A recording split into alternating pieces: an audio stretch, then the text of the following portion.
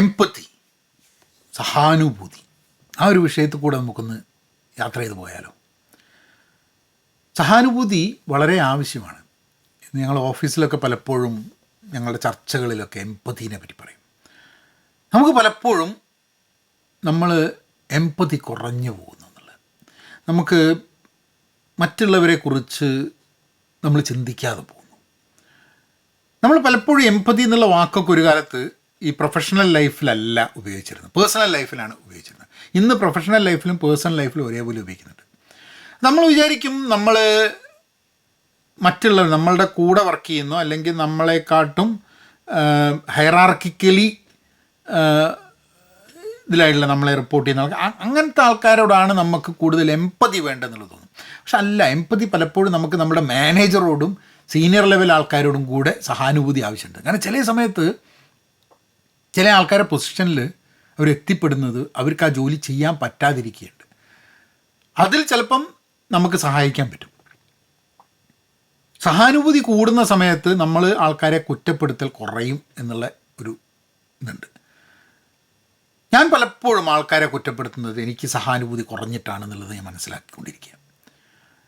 കാരണം നമ്മൾ പലപ്പോഴും കൺസിഡറേറ്റ് ആവാൻ ശ്രമിച്ചു കഴിഞ്ഞാൽ, നമ്മൾ എംപത്തറ്റിക് ആവാൻ ശ്രമിച്ചു കഴിഞ്ഞാൽ, മറ്റുള്ളവരെ കുറ്റപ്പെടുത്തുന്നതിന് പകരം എങ്ങനെയാണ് അവരെ സഹായിക്കുക, അല്ലെങ്കിൽ അവരുടെ സാഹചര്യം എന്താണെന്ന് മനസ്സിലാക്കാൻ വേണ്ടി ശ്രമം നമ്മൾ നടത്തുക എന്നുള്ളതാണ് ചെയ്യാൻ തോന്നിയിട്ടുണ്ട്. ഒരു കോട്ട് വെച്ചിട്ട് നമുക്ക് തുടങ്ങാം. മായ ആഞ്ചലോ എന്നുള്ള കവയത്രിയുടെ ഒരു കോട്ട് വെച്ച്, പോയട്രസിൻ്റെ ഒരു കോട്ട് വെച്ചിട്ട് തുടങ്ങാം. I think we all have empathy, we may not have enough courage to display it. We all have empathy but not the courage to display it. വളരെ ഡീപ്പായിട്ട് പ്രൊഫൗണ്ടായിട്ടുള്ളൊരു സംഭവമാണ്. നമുക്കൊക്കെ സഹാനുഭൂതി ഉണ്ട്. മനുഷ്യരെന്ന് പറഞ്ഞു കഴിഞ്ഞിട്ടുണ്ടെങ്കിൽ മനുഷ്യർക്കൊക്കെ ഉണ്ടെന്നാണ് പറയണത് സഹാനുഭൂതി. പക്ഷെ ചിലവർക്ക് ആ സഹാനുഭൂതി കാട്ടാൻ വേണ്ടിയിട്ടുള്ള ധൈര്യം ഇല്ല, കറേജ് ഇല്ല. എന്താണ് അങ്ങനെ പറയണത്, ധൈര്യമില്ല എന്നുള്ളത്? കാരണം സഹാനുഭൂതി എന്ന് പറയുന്നത് ഒരു വീക്ക്നെസ്സാണ് എന്ന് തോന്നുന്ന ആൾക്കാരുണ്ട്. കാരണം നമ്മൾ എംപത്തറ്റിക് ആണ്, നമ്മൾ മറ്റുള്ളവരെക്കുറിച്ച് കൂടുതൽ ചിന്തിക്കുന്നുണ്ട്, വേവലാതിപ്പെടുന്നുണ്ട് എന്ന് പറഞ്ഞാൽ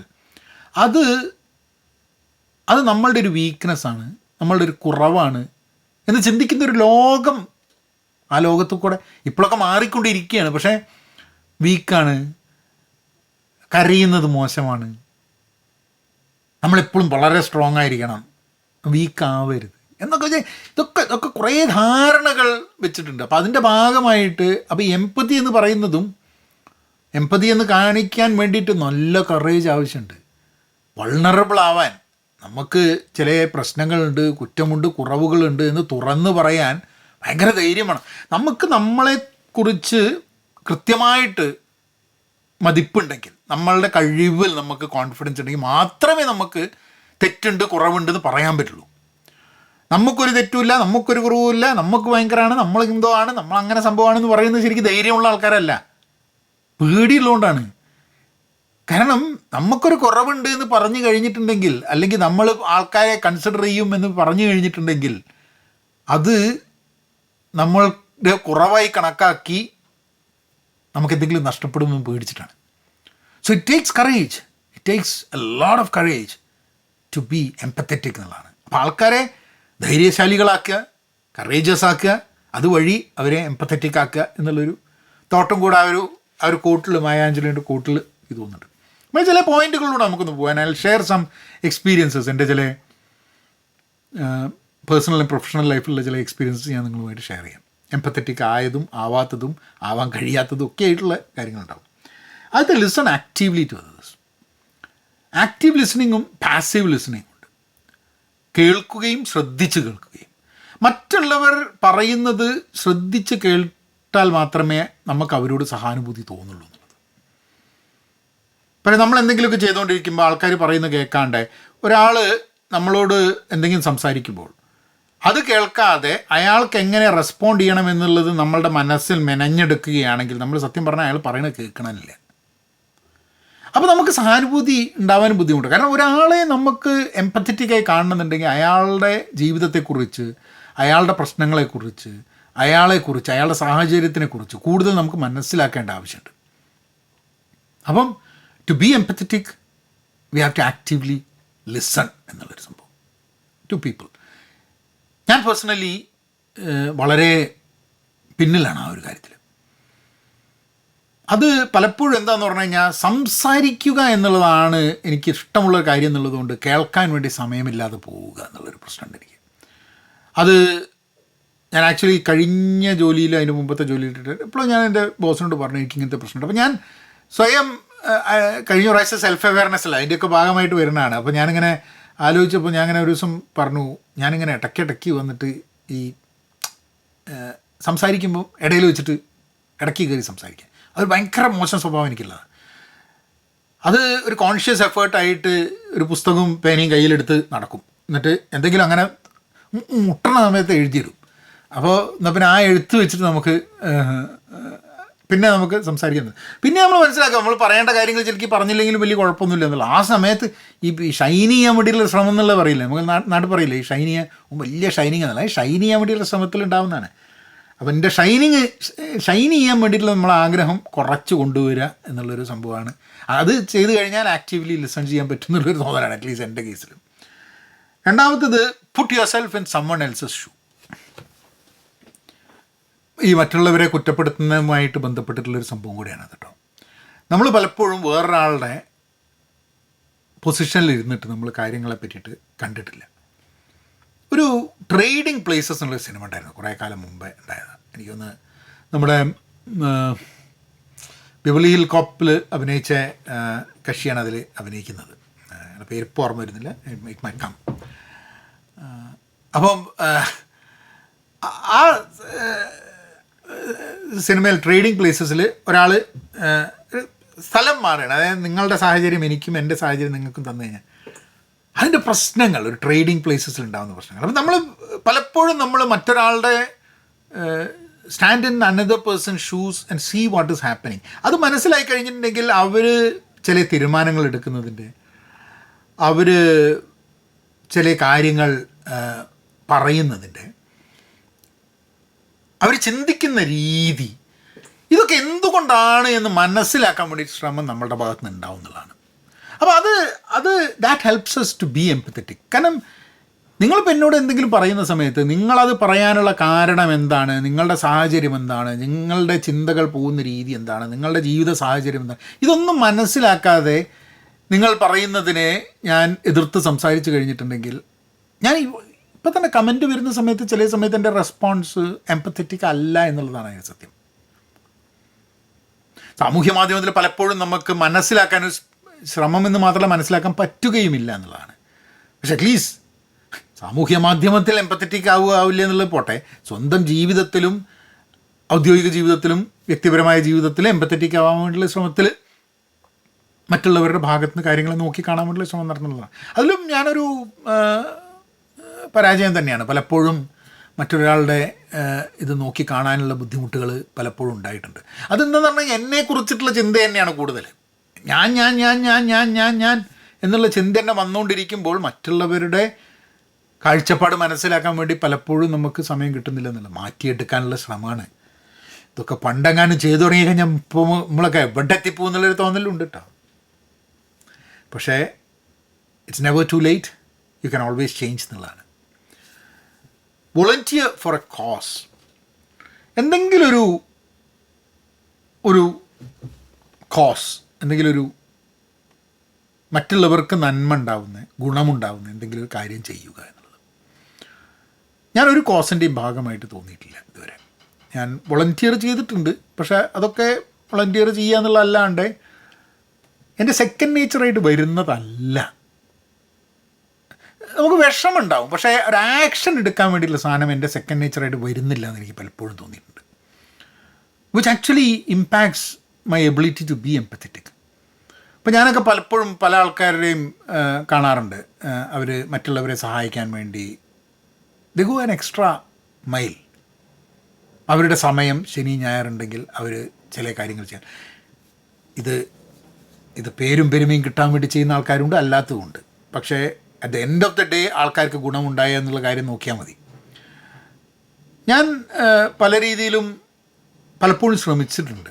പക്ഷെ പിന്നെ എന്ത് പറ്റുമെന്ന് പറഞ്ഞു കഴിഞ്ഞിട്ടുണ്ടെങ്കിൽ given a choice why is that more, അതിനെ പ്രയോറിറ്റൈസ് ചെയ്യുന്നില്ല എന്നുള്ളൊരു പ്രശ്നമാണ്. ഒരു കോസിൻ്റെ ഭാഗമാവണം, എന്നിട്ട് ആ കോസിൻ്റെ ഭാഗമാവണം എന്നുണ്ട് കുറച്ച് കഴിഞ്ഞാൽ ചില കോസസൊക്കെ ഭയങ്കര ദൂരത്താണ് കിടക്കുന്നത്. ഇപ്പം ആൾക്കാർ ഇപ്പോൾ ക്ലൈമറ്റ് ചേഞ്ചിന് വേണ്ടിയിട്ട്, ക്ലൈമറ്റ് ചേഞ്ച് പെട്ടെന്ന് നമുക്ക് കാണില്ല, പക്ഷേ ക്ലൈമറ്റ് ചേഞ്ചിന് വേണ്ടി വർക്ക് ചെയ്യുന്ന ആൾക്കാർ കോസിന് വേണ്ടി വർക്ക് ചെയ്യണം. ഒരു സൂക്കടിന് മരുന്ന് കണ്ടെത്തുന്നത്, ആരോഗ്യത്തിൻ്റെ മേഖലയിൽ വർക്ക് ചെയ്യുന്ന ആൾക്കാർ.